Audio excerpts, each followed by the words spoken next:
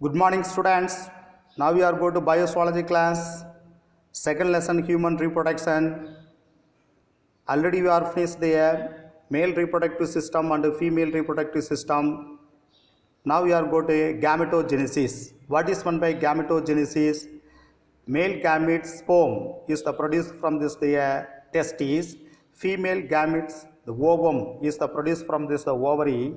This the total process is known as the gametogenesis. In this the gametogenesis mostly involved in this the meiosis cell division. இனச்செல் உருவாக்கம்.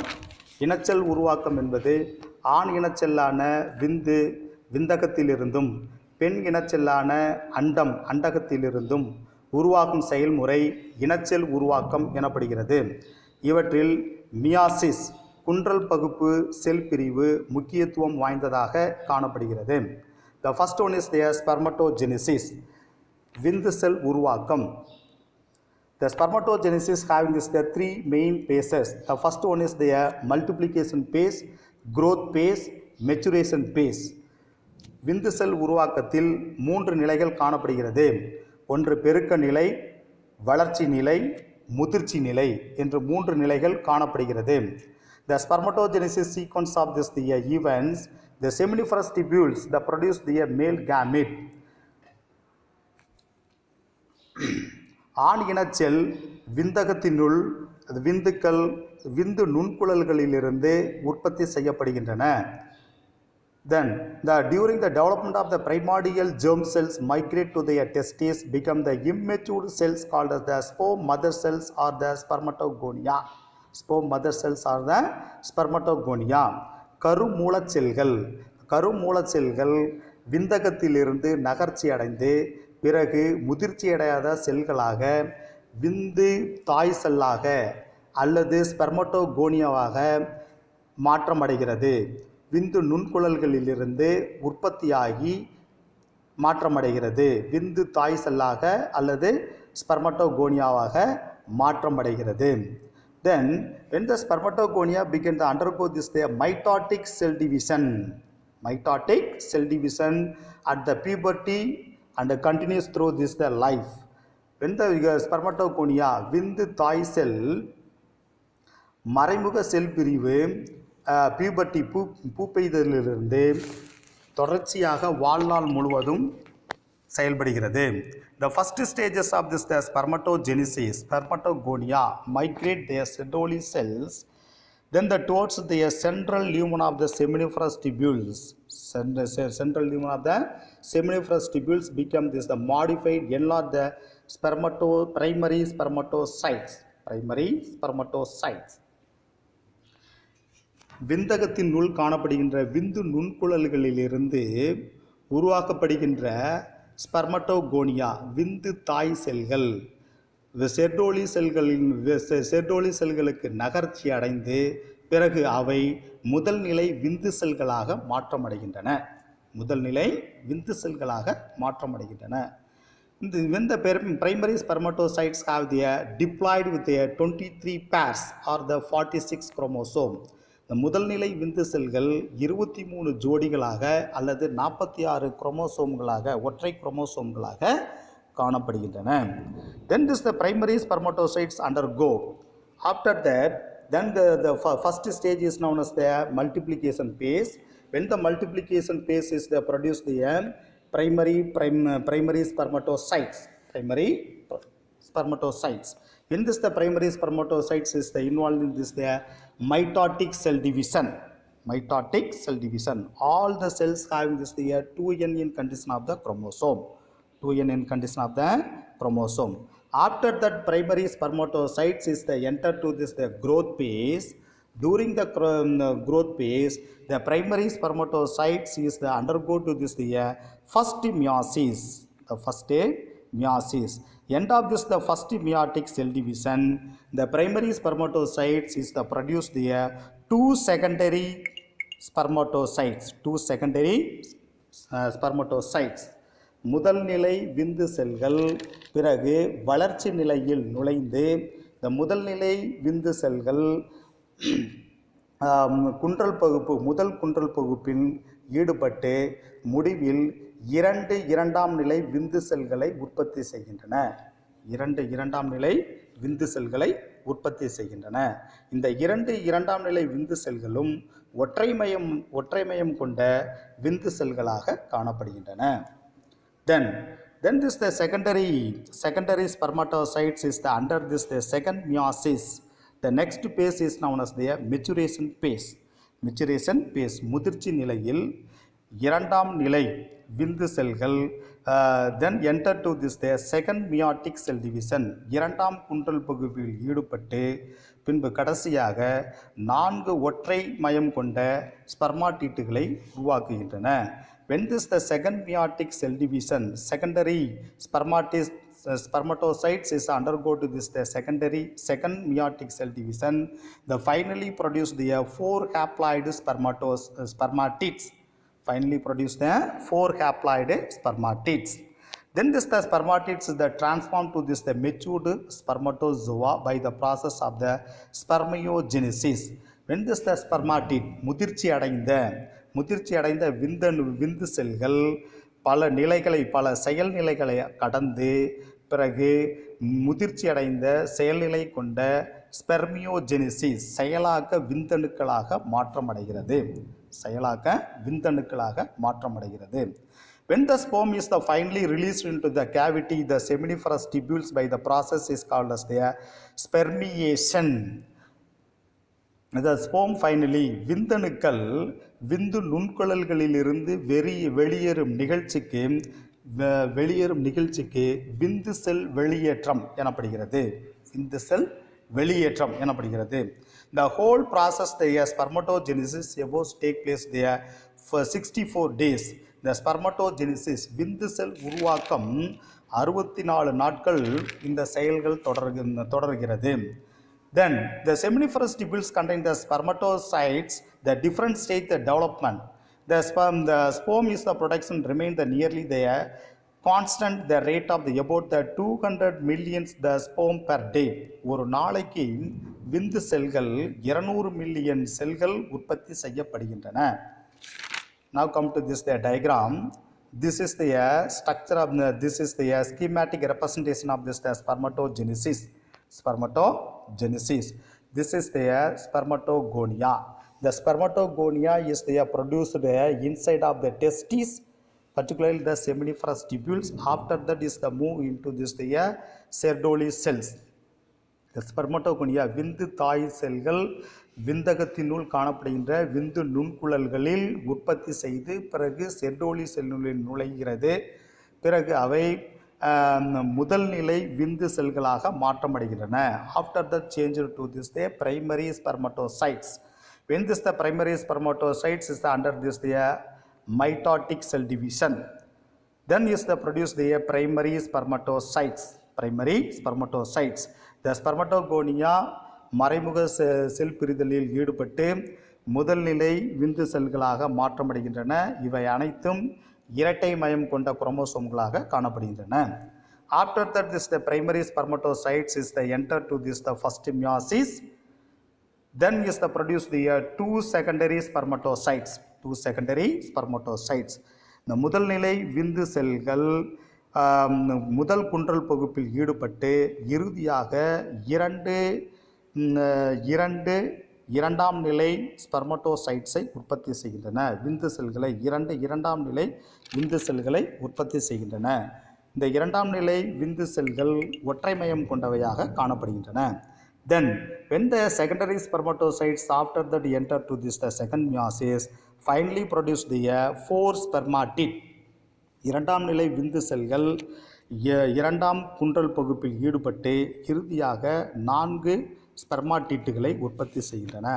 When this the spermatid is have this the several process, after that is having this the spermiogenesis. The spermatozoa get the spermiogenesis. Spermatid முதிர்ந்த விந்தணுக்கள் பல செயல்களை கடந்து பின்பு விந்து செயலாக்கமாக மாற்றமடைகிறது, செயல் விந்தணுவாக மாற்றமடைகிறது. So this is the importance of this. Now come to this the topic. Then when the spermatogenesis the start with the help of start from this the age of the puberty, அதாவது இந்த விந்து செயலாக்கம் விந்து செல் உருவாக்கம் puberty பூப்பெய்தலிருந்து தொடங்குகிறது. இந்த mostly the spermatogenesis is the involved in this the hormones. With the help of this the hormone and the sperm is the produce and get this the active. The first one is this, this the pituitary glands. The anterior regions of the pituitary glands having this the hypothalamus.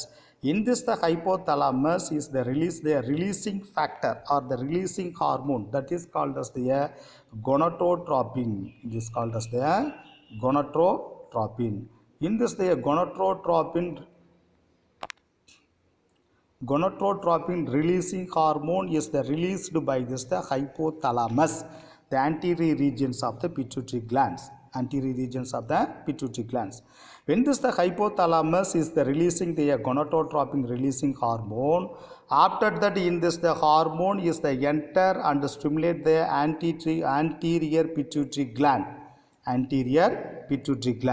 Then this the anterior pituitary gland is the produce the two different type of the hormone. One is having this the follicle stimulating hormone. Another one is the luteinizing hormone. விந்து செல் உருவாக்க நிகழ்ச்சியில் pituitary சுரப்பிக்கும் மேற்பகுதியில் காணப்படுகின்ற hypothalamus முக்கிய பங்கு வகிக்கிறது. இந்த ஹைப்போதலாமஸிலிருந்து முதலில் கொனடோட்ராபின் விடுபடும் ஹார்மோன் உற்பத்தி செய்யப்பட்டு பின்பு அவை பிட்யூட்டரி சுரப்பினுடைய முன்பகுதியை தூண்டுதல் அடைய செய்து பின்பு பிட்யூட்டரி சுரப்பினுடைய முன்பகுதி 2 ஹார்மோன்களை உற்பத்தி செய்கிறது. அவை ஃபாலிக்கிள் ஸ்டிமுலேட்டிங் ஹார்மோன் நுண்பை செல் தூண்டும் ஹார்மோன், மற்றொன்று லூட்னைசிங் ஹார்மோன், 2 ஹார்மோன்களை உற்பத்தி செய்கிறது. Then the first one is the FSH hormone. In this the FSH hormone they are used for the stimulate the testicular growth and enhance the production of the androgen binding protein. The FSH hormone நுண்பை செல் தூண்டும் hormone முக்கியமாக விந்தகம் தூண்டுதல் அடைவதற்கும் வளர்ச்சி அடைவதற்கும் மேலும் androgen binding protein androgen இணையும் புரதம் உற்பத்தி அடைவதற்கும் இந்த ஃபாலிக்கிள் ஸ்டிமுலேட்டிங் ஹார்மோன் மிக முக்கிய பங்கு வகிக்கிறது. Then you have the help in this the spermiogenesis. விந்து செயலாக்கத்திற்கும் இவை முக்கிய பங்கு வகிக்கிறது. The next hormone is known as the LH hormone. In this the LH hormone is the act on this the Leydig cells. The LH hormone luteinizing hormone என்பது Leydig செல்கள் மீது செயல்பட்டு தூண்டுதல் அடைய செய்து அதிலிருந்து டெஸ்டோஸ்டிரான் ஹார்மோனை உற்பத்தி அடைய செய்கிறது. The LH hormone is the act on this the Leydig cells, then the synthesis, then the produce the testosterone hormone, synthesis of the testosterone hormone. In this the LH testosterone which stimulate this the process of this the spermatogenesis involved in this the spermatogenesis. This is the importance of this the follicle stimulating hormones and LH hormone. The two hormone is the mostly involvement of this the protection of this the sperm and the maturation of this the sperm. This is the importance of this. Okay. Then next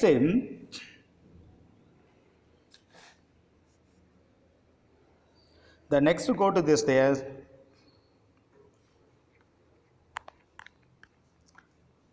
The next go to this the structure of this the human spermatozoon. Structure of the human spermatozoon.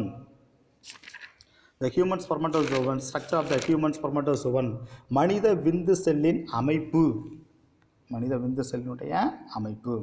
Generally the human sperm is having this the tadpole like structure. In this the tadpole like structure of this the human sperm majorly have the 4 regions. What are the 4 regions of this the human sperm? Head, neck, middle piece, tail region. So the mostly having this the 4 regions of this the human sperm. Okay. The human sperm have the microscopic, flatted and motile gametes. நுண்ணிய அமைப்பு கொண்டது flattered தட்டையானது, motile gametes நகர்ச்சி அடையும் தன்மை இனச்செல் கொண்ட தன்மை கொண்டது. The whole body is the sperm is the covered the plasma membrane composed of this the plasma four region I already told you. விந்தணுக்கள் முழுவதும் பிளாஸ்மா உறையினால் சூழப்பட்டுள்ளது. Plasma உறையினால் சூழப்பட்டது. Now come to this the diagram. This is the matured sperm. In this the matured sperm is having this the four region. I already told you the first region is known as the head region, second region is known as the neck region, third region is known as the middle piece, then fourth region having this the tail piece. So totally having this there four region. The first region is known as the head region. In this the head region, the center of the head region is having this the nucleus, and the tip of the nucleus having this the acrosome. This is the acrosome. In this the acrosome is the formed from this the Golgi bodies. Golgi bodies. In this the acrosome inside having this the sac-like structure. In this the sac-like structure of this the acrosome is the filled in this the enzyme that is called as the hyaluronidase. It's known as the hyaluronidase. In this the hyaluronidase is used for this the fuse to this the matured egg and get inside of this the egg. And get inside of the egg. This is the importance of this the acrosome. This is the importance of the acrosome. The next region is known as the neck region. In this the neck region having this the two different type of the centriole. One is having this the proximal centriole. Near the nucleus is having this the proximal centriole. After that proximal centrioles have the another one of the centriole is known as the distal centriole. So have the two centrioles having. What is the importance of this the proximal centriole? The proximal centriole is the during this the zygote the first division with the help of this the proximal centriole. Then this the distal centriole. In this the distal centriole is used for this the center of the sperm having this the axial filament. In this the axial filament is the how to forming with the help of this the distal centriole. So these are all the importance of this the centriole. முதிர்ந்த விந்தகத்தினுடைய அமைப்பு, முதிர்ந்த விந்து செல்லினுடைய அமைப்பு. முதிர்ந்த விந்து செல் 4 பகுதிகளாக காணப்படுகிறது. ஒன்று தலைப்பகுதி, மற்றொன்று கழுத்து பகுதி, உடல் பகுதி, நடுப்பகுதி, கடைசியாக வால் பகுதி என்ற 4 பகுதிகள் காணப்படுகிறது. இந்த விந்தனுடைய தலைப்பகுதியில் நடுப்புறத்தில் நியூக்ளியஸ் உட்கரு காணப்படுகிறது. உட்கருவிற்கு மேற்புறத்தில் அக்ரோசோம் காணப்படுகிறது. இந்த அக்ரோசோமினுடைய ஹைலூரானிடேஸ் என்கின்ற என்சைம் காணப்படுகிறது. இது அண்டச்செல்லை உள்ளே நுழைத்து செல்வதற்கு பயன்படுகிறது. தென் நெக்ஸ்ட்டு கழுத்து பகுதி. இந்த கழுத்து பகுதியில் 2 சென்ட்ரியோல்கள் காணப்படுகிறது. அண்மை சென்ட்ரியோல் மற்றும் சேய்மை சென்ட்ரியோல். அண்மை சென்ட்ரியோல் கருவுறுதலின் பொழுது முதல் பிளவிற்கும், சேய்மை சென்ட்ரியோல் ஆக்சியல் ஃபிலமெண்ட் அதோடைய நடுப்பகுதியிலுடைய ஃபிலமெண்ட்ஸ் அந்த நீட்சி உருவாவதற்கும் அதோடைய அச்சு நீளிலை உருவாவதற்கும் பயன்படுகிறது. சேய்மை சென்ட்ரியோல் அச்சு இலை உருவாவதற்கும் பயன்படுகிறது. This is the importance of this the matured sperm. Next middle piece. The middle piece having this the number of mitochondria. In this the mitochondria is having this the energy and give this the energy. They have the ATP form. நடுப்பகுதியில் mitochondria காணப்படுகிறது. இது ஆற்றலின் மையமாக காணப்படுகிறது. இவை விந்து செல்லுக்கு தேவையான சக்தியை கொடுக்கிறது. ஏடிபி வடிவில் சக்தியை கொடுக்கிறது. Then the last region is known as the tail region. In this the tail region is used for the swimming of the sperm. அதாவது விந்து செல்கள் நகர்ச்சி அடைவதற்கு இந்த வால் பகுதி முக்கிய பங்கு வகிக்கிறது. Now come to this the topic.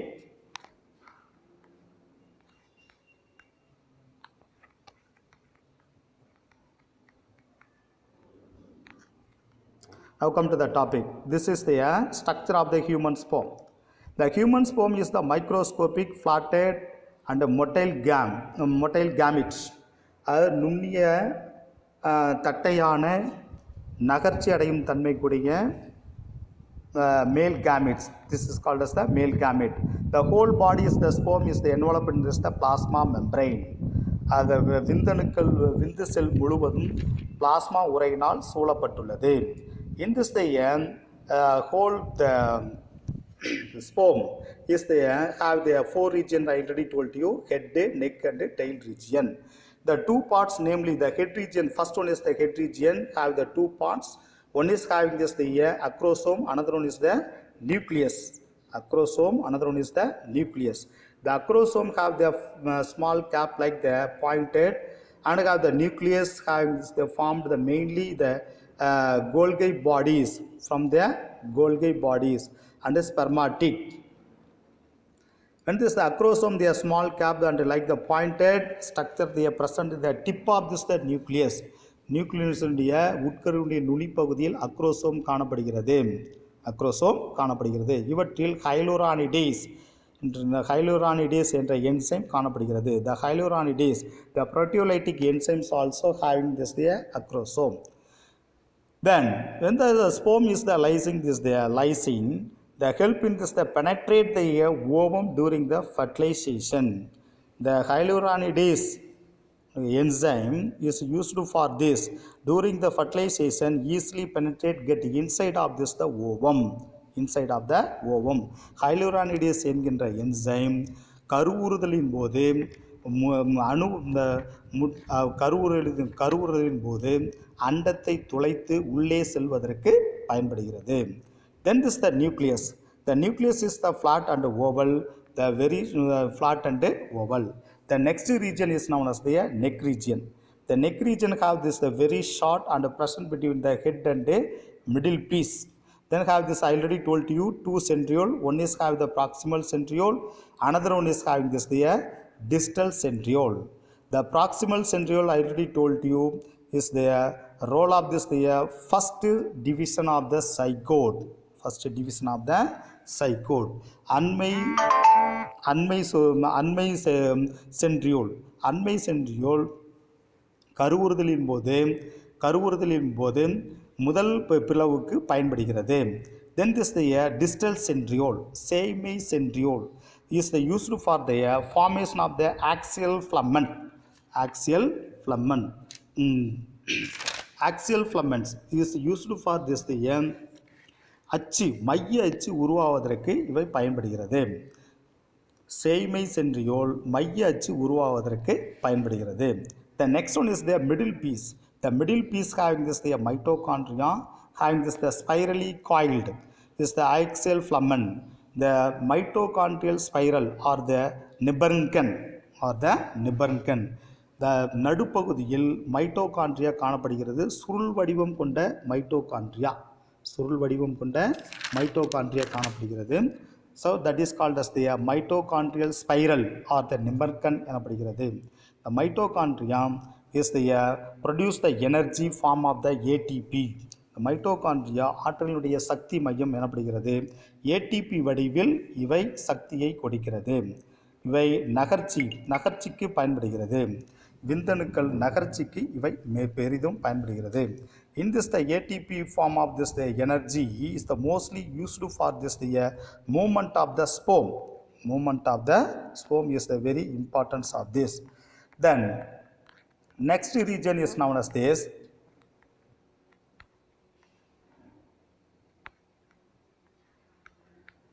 Next region, the last region is known as the tail region. The tail region have the longest part of the sperm and their slender tapering. Last region is known as the tail region, வால் பகுதி, நீளமான பகுதி. This the central axial filament, the axoneme, the outer protoplasmic sheet, axoneme. The center of this the tail region having this the axoneme. நீட்சி வால் நீட்சி காணப்படுகிறது. The wall நீட்சியானது the lashing and the movements of this the sperm, movements of the sperm is used for this the movements of the sperm. இது மெல்லிய இலையாக நீண்டு கூர்மையாக முடிவடைந்துள்ளது. இவை ஆக்சோனீம் எனப்படுகிறது. ஆக்சோனீம் எனப்படும் மைய அச்சு இலையும் அதை சூழ்ந்துள்ள புரோட்டோபிளாச உறையும் கொண்டதாக வால் பகுதி காணப்படுகிறது. வால் பகுதி காணப்படுகிறது. Then we have this the human sperm, the the male ejaculate about the 200 to 300 millions of the sperm during this the coitus. During the coitus, கலவையின் போது 200 முதல் 300 மில்லியன் விந்து செல்கள் வெளியேற்றப்படுகின்றன. Then when they estimate the around the 60% of the sperm must have the normal shape of at least the 40% of them must show their vigorous mortality for their normal fertility. இவற்றுள் சுமார் 60% விந்து செல்கள் இயல்பான வடிவத்துடனும் அவற்றில் குறைந்தபட்சம் 40% விந்து செல்கள் வீரியமான நகர்வு தன்மையுடனும் காணப்படுவது இயல்பான கருவுறுதலுக்கு தேவையானதாகும். So when the matured sperm having this the four region, one is having this the head region, neck region, middle piece and tail piece. முதிர்ந்த விந்து செல்லானது 4 பகுதிகளை கொண்டுள்ளது. தலைப்பகுதி, கழுத்து பகுதி, நடுப்பகுதி, பிறகு வால் பகுதி. இவை அனைத்தும் முக்கியத்துவம் வாய்ந்ததாக காணப்படுகிறது.